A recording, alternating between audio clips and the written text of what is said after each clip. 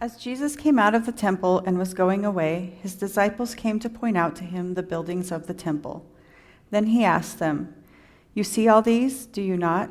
Truly I tell you, not one stone will be left here upon another, all will be thrown down." When he was sitting on the Mount of Olives, the disciples came to him privately, saying, "Tell us, when will this be, and what will the sign of your coming and the end of the age?" Jesus answered them, "Beware that no one leads you astray. For many will come in my name, saying, 'I am the Messiah,' and they will lead many astray.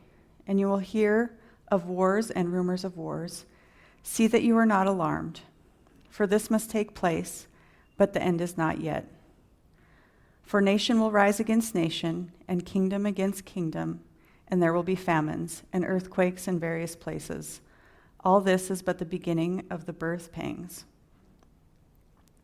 Then they will hand you over to be tortured and will put you to death, and you will be hated by all nations because of my name. Then many will fall away, and they will betray one another and hate one another. And many false prophets will arise and lead many astray. And because of the increase of lawlessness, the love of many will grow cold. But the one who endures to the end will be saved. And this good news of the kingdom will be proclaimed throughout the world as a testimony to all the nations, and then the end will come. So when you see the desolating sacrilege standing in the holy place, as was spoken by the prophet Daniel, then those in Judea must flee to the mountains. The one on the housetop must not go down and take what is in the house. The one in the field must not turn back to get a coat. Woe to those who are pregnant and to those who are nursing infants in those days. Pray that your flight may not be in winter or on Sabbath, for at that time there will be great suffering, such as has not been from the beginning of the world until now, no, and never will be. And in those days, had not been cut short, no one would be saved, but for the sake of the elect those days will be cut short. Then if anyone says to you, 'Look, here is the Messiah,' or 'There he is,' do not believe it. For false messiahs and false prophets will appear and produce great signs and omens to lead astray, if possible, even the elect. Take note, I have told you beforehand. So if they say to you, 'Look, he is in the wilderness,' do not go out. If they say, 'Look, he is in the inner rooms,' do not believe it. For as the lightning comes from the east and the flashes as far as the west, so will be the coming of the Son of Man. Wherever the corpse is, there the vultures will gather. Immediately after suffering on those days, the sun will be darkened, and the moon will not give its light. The stars will fall from heaven, and the powers of heaven will be shaken. Then the sign of the Son of Man will appear in heaven, and then all the tribes on the earth will mourn, and they will see the Son of Man coming on the clouds of heaven, with power and great glory. And he will send out his angels with a loud trumpet call, and they will gather his elect from the four winds, from one end of heaven to the other. From the fig tree, learn its lesson. As soon as its branch becomes tender and puts forth its leaves, you know that summer is near. So also, when you see all these things, you know that he is near at the very gates. Truly I tell you, this generation will not pass away until all these things have taken place. Heaven and earth will pass away, but my words will not pass away. But about that day and hour no one knows, neither the angels of heaven nor the Son, but only the Father. For as the days of Noah were, so will be the coming of the Son of Man. For as in those days before the flood, they were eating and drinking, marrying and giving marriage, until the day Noah entered the ark. And they knew nothing until the flood came and swept them away. So too will be the coming of the Son of Man. Then two will be in the field, one will be taken and one will be left. 2 women will be grinding meal together, one will be taken and one will be left. Keep awake, therefore, for you do not know on what day your Lord is coming. But understand this, if the owner of the house had known in what part of the night the thief was coming, he would have stayed awake and would not have let his house be broken into. Therefore, you also must be ready, for the Son of Man is coming at an unexpected hour. Who then is the faithful and wise slave, whom his master has put in charge of his household, to give the other slaves their allowance of food at the proper time. Blessed is the slave whom his master will find at work when he arrives. Truly, I tell you, he will put that one in charge of all of his possessions. But if that wicked slave says to himself, 'My master is delayed,' and he begins to beat his fellow slaves and eats and drinks with drunkards, the master of that slave will come on a day when he does not expect him and at an hour that he does not know. He will cut him in pieces and put him with the hypocrites, where they will be weeping and gnashing of teeth." It's funny, every time I get asked to speak on Matthew, I always think, well, it won't be as hard as the last passage I had, right? So the joke's on me this morning. This is probably one of the harder ones I've had to think about. So I'd actually like to start by praying, and then we're going to kind of explore what Matthew 24 has for us today. So God, we just thank you for this time and for your word. Just invite clarity and wisdom as we kind of just go through Matthew 24 and discover what it has for us today. We love you. Amen.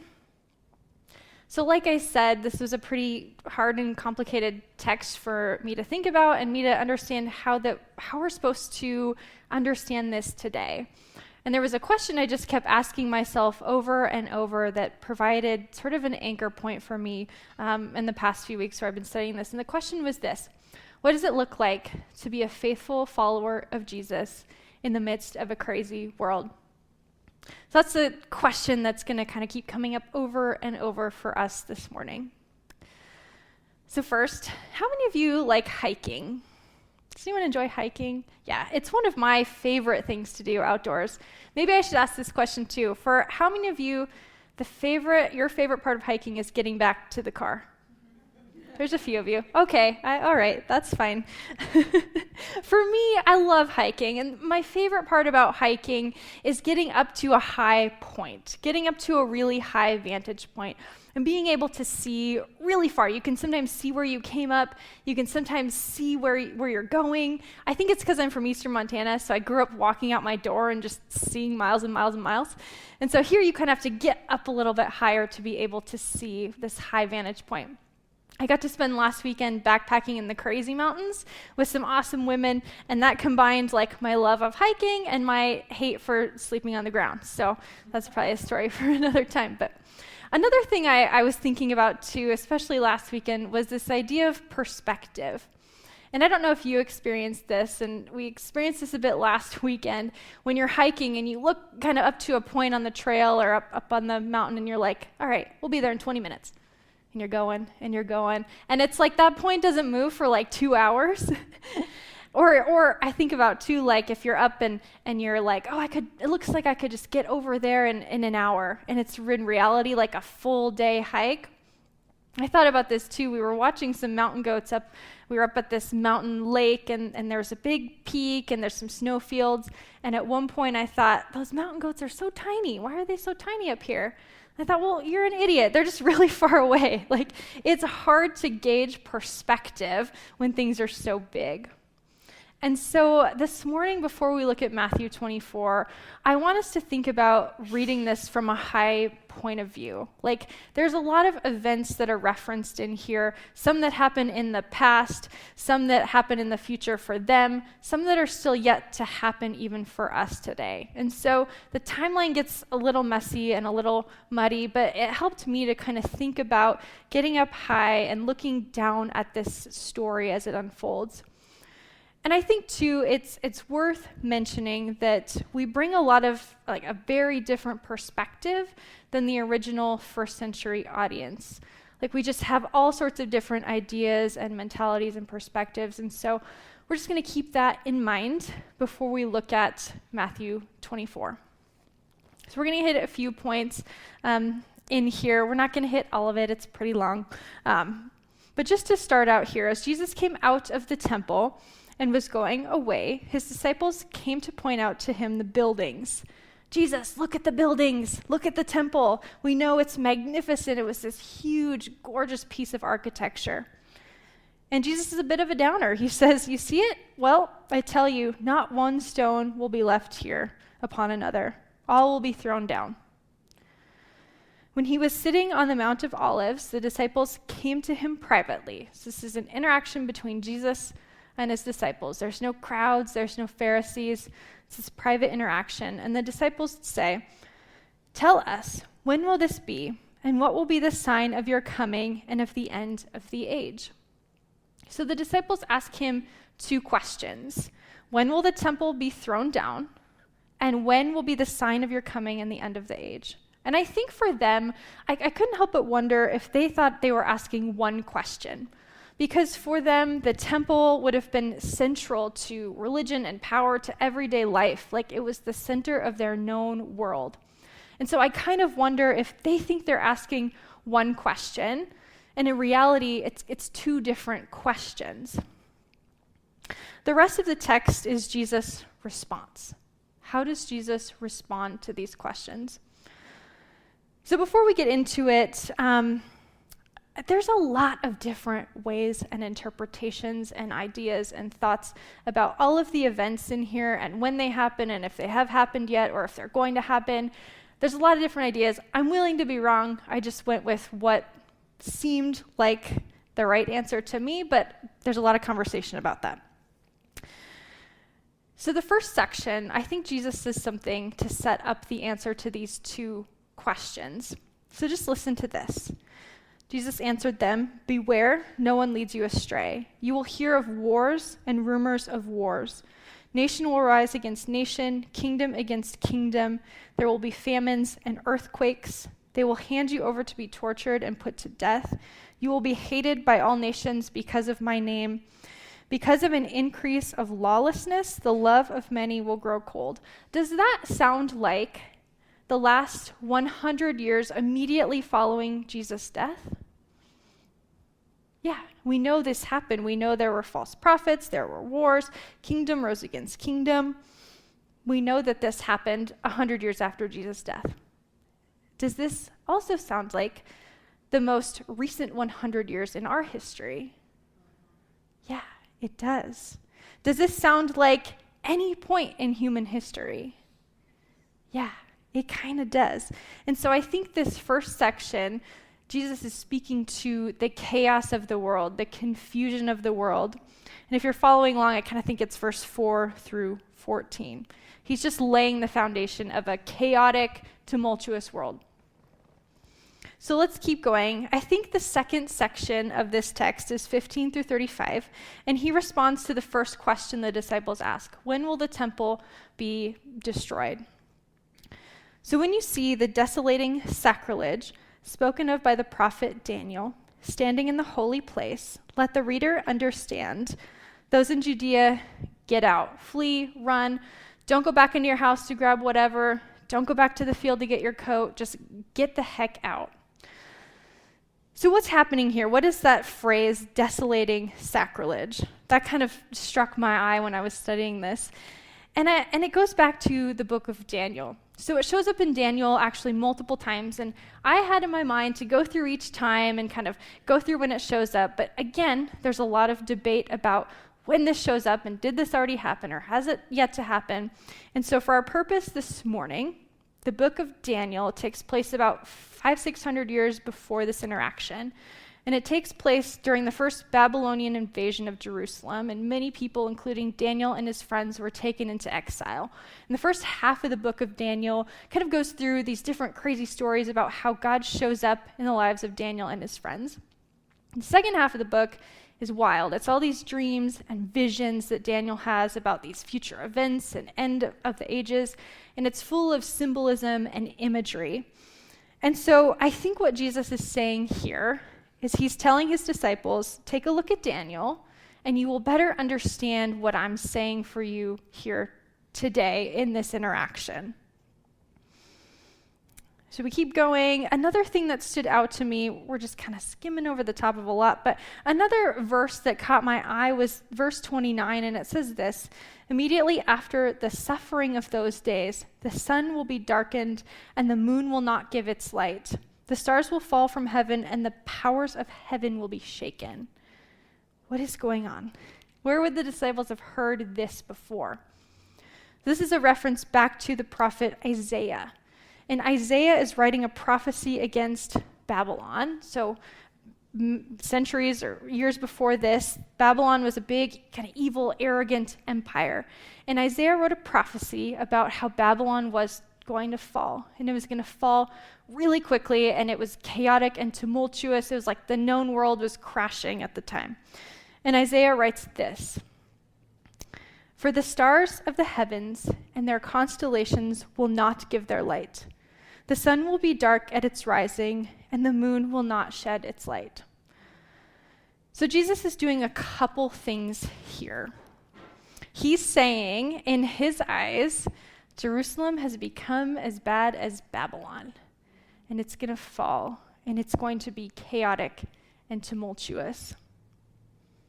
A couple of weeks ago, Scott and I were having this conversation, and we were actually rehashing another conversation we'd had with some friends, and I said to Scott, I said, "You look so surprised. I thought your eyeballs were going to pop out of your head."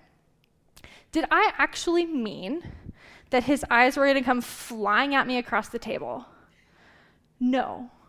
It's called a what is it called? I wrote it down. I forgot it. Oh my goodness. Hyperbolic expression. There we go. It's a hyperbolic expression, and we use these all the time.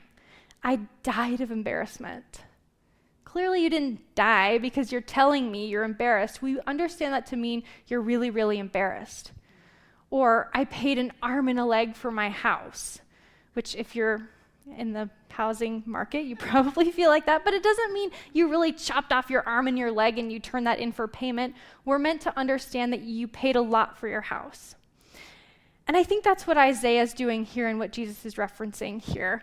This dramatic language. We don't give biblical authors, I think, permission to use this dramatic, exaggerated language.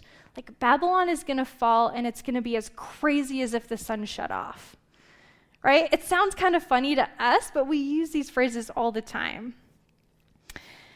We go on, and I think there's again references back to Daniel and some visions Daniel had, and then I think we have to talk about verse 34. "Truly I tell you, this generation will not pass away until all these things have taken place." So what's a good biblical guess for a generation? My guess is about 40 years. It's how long the Israelites wandered in the wilderness. And it kind of fits because we're way ahead on the timeline. So we know that the temple fell in 70 AD, just under 40 years after this interaction that Jesus is having with his disciples. So we've gone through the first section. Jesus is speaking to kind of the chaos of the world. The second section, he's addressing the fall of the temple that will come in the next several years. And then the last section, it's a fun one. Jesus is talking about the end of the ages, or the renewal of all things. And Jesus says, "But about that day and hour, no one knows, neither the angels of heaven nor the Son, but only the Father." I don't know. So at this point, I had to remind myself of the context, and I want to bring us back to our question that we're asking this morning. What does it look like to be a faithful follower of Jesus in the midst of a crazy world? How are we to respond to something like this? I think often texts like this, or texts from Revelation or the second half of Daniel, evoke one of two responses in us. I think those responses are, one, either apathetic or uncaring, or two, we become really fearful and speculative and worried. And so for me, I know it's shocking, and Enneagram 6 can be apathetic about anything, but I definitely fall in the first, apathetic. I read this and I go, Jesus doesn't even know. Why should I care? And so that's part of why this section was hard for me, because normally I would read something like this and kind of go, just keep reading. I don't know, whatever. But I think that there are commands in here for how we are to respond. And I don't think it's apathetic, and I don't think it's with fear and speculation and worry. So take a look at what Jesus is saying. In verse 4, beware, no one leads you astray. Keep watch. Verse 6, see that you are not alarmed. Verse 13, the one who endures stands firm. Verse 42, keep awake, keep watchful. A few months ago, we got to attend the Q Ideas Summit remotely, and Brad Gray was a speaker, and he spoke on prophecy and prophetic literature, and he said this. He said, Christians should be the most calm and stabilizing presence in the room. And I think that quote kind of sums up the commands that Jesus is giving us in this section. Be calm, stay alert, keep watch, provide a stabilizing presence. I think it's tempting to think that our world is more crazy than ever, or people are more awful than ever, or we're more polarized than ever, or the economy is worse than ever, like whatever it is for you. It's worse than it's ever been. So how do we stand firm? How do we remain unalarmed when large influences kind of seek to polarize us or seek to divide us? How do we stand firm in a chaotic, crazy, tumultuous world? This whole kind of section reminded me of a book I'm reading, and it's called Bad News, and it's written by a journalist called Batya Ungar-Sargon, and I first became aware of her when we listened to the Q Ideas kind of summit. She gave a talk, and if you came in June, she was the last speaker, so if your brain wasn't already full, maybe you remember some of what she said, but she wrote this book. I'm about halfway through it, and she talks about how media is undermining our democracy. And like media uses this us versus them mentality to kind of drive us apart and divide us. The problem is, it's profitable to do that.